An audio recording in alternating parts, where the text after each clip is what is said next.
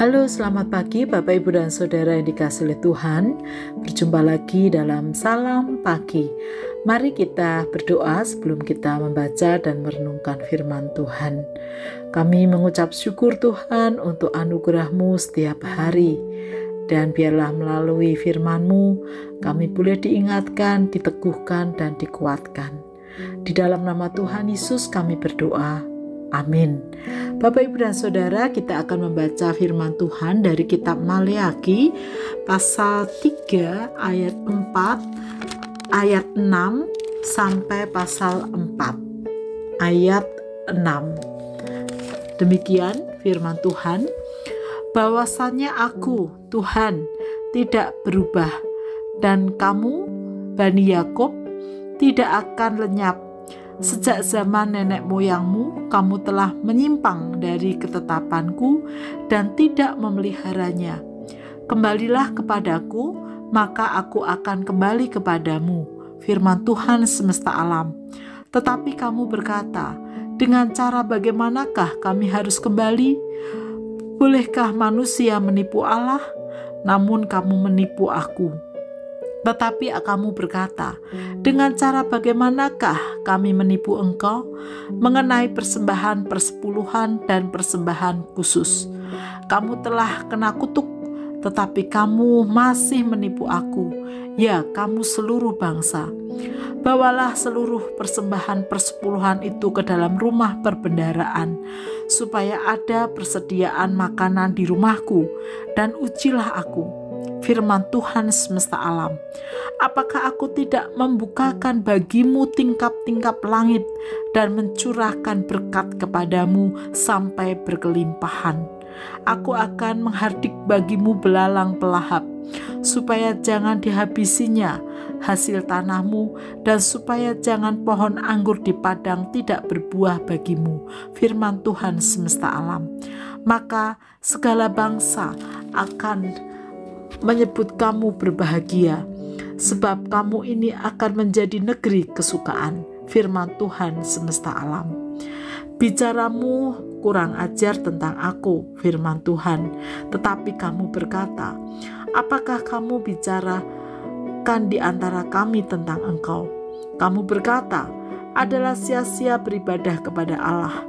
Apakah untungnya kita memelihara apa yang harus dilakukan terhadapnya dan berjalan dengan pakaian berkabung di hadapan Tuhan semesta alam?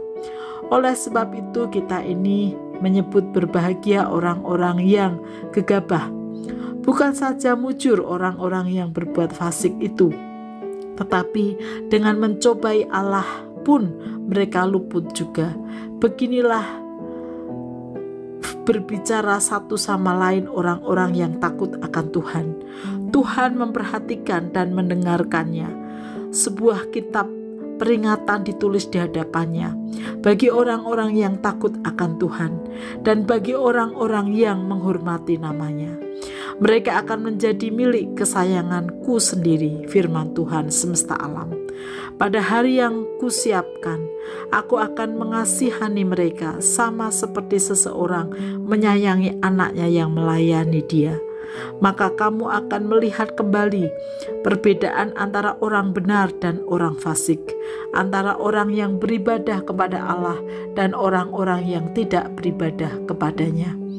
Bahwa sesungguhnya hari itu datang, menyala seperti perapian, maka semua orang gegabah dan setiap orang yang berbuat fasik menjadi seperti jerami dan akan terbakar oleh hari yang datang itu, firman Tuhan semesta alam, sampai tidak ditinggalkannya akar dan cabang mereka. Tetapi kamu yang takut akan namaku, bagimu akan terbit surya kebenaran dengan kesembuhan pada sayapnya. Kamu akan keluar dan bercingkrak-cingkrak seperti anak lembu lepas kandang. Kamu akan menginjak-injak orang-orang fasik, sebab mereka akan menjadi abu di bawah telapak kakimu.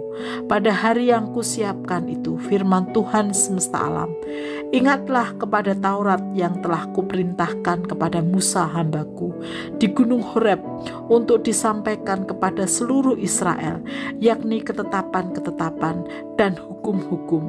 Sesungguhnya aku akan mengutus Nabi Elia kepadamu menjelang datangnya hari Tuhan yang besar dan dahsyat itu.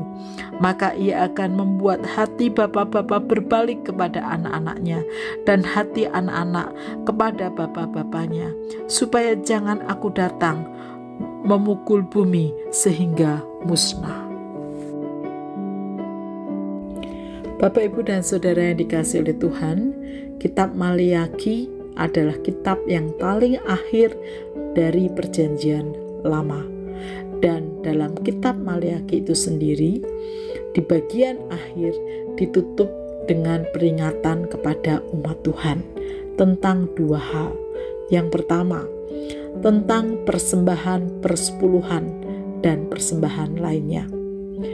Banyak umat tidak disiplin, bahkan tidak jujur dalam memberi persembahan, termasuk persepuluhan, sesuai dengan apa yang Tuhan firmankan. Memberi persembahan persepuluhan dan persembahan yang lainnya adalah soal iman. Iman, kepercayaan kita pada Tuhan, bahwa Tuhan adalah sumber berkat kita, Tuhan yang memberkati kita, dan Tuhan yang sanggup memberkati kita setiap hari dalam hidup sehari-hari.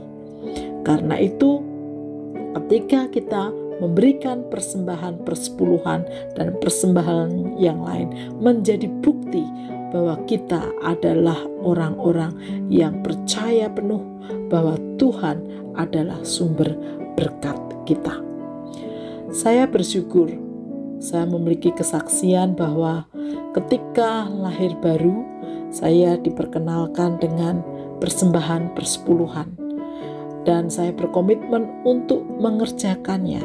Sehingga ketika pertama kali saya bekerja, saya berkomitmen. Saya masih ingat nominalnya sangat kecil sekali pada waktu itu, tapi saya berdoa, Tuhan, saya mau belajar berdisiplin. Mungkin tidak besar, tapi saya mau berdisiplin dan juga jujur.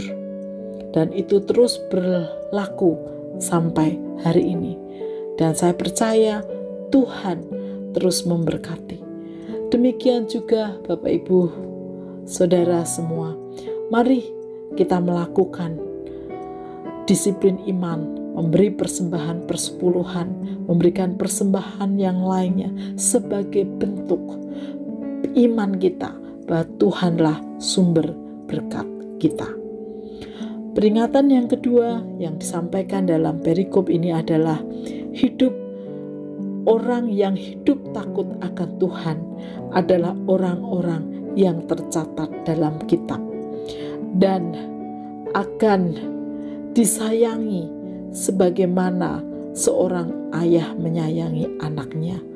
Demikianlah Tuhan akan memberlakukan bagi setiap orang yang hidup takut akan Tuhan sampai pada hari kedatangannya. Karena itu Bapak, Ibu, dan Saudara, mari di tengah segala pergumulan jerih juang yang ada, kita terus belajar hidup takut akan Tuhan sampai kapanpun. Karena itulah yang Tuhan kehendaki dalam hidup kita. Mari kita berdoa. Tuhan, kami bersyukur Engkaulah sumber berkat kami, Engkaulah sumber kekuatan kami.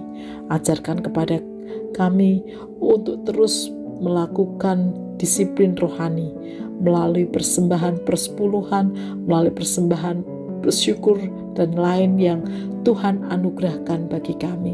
Karena kami percaya semua berasal daripadamu. Dan ajarkan kepada kami untuk terus hidup takut akan Engkau dalam segala situasi dan keadaan yang kami alami. Kami menyerahkan seluruh hidup kami ke dalam tangan-Mu, di dalam nama Tuhan Yesus kami berdoa. Amin.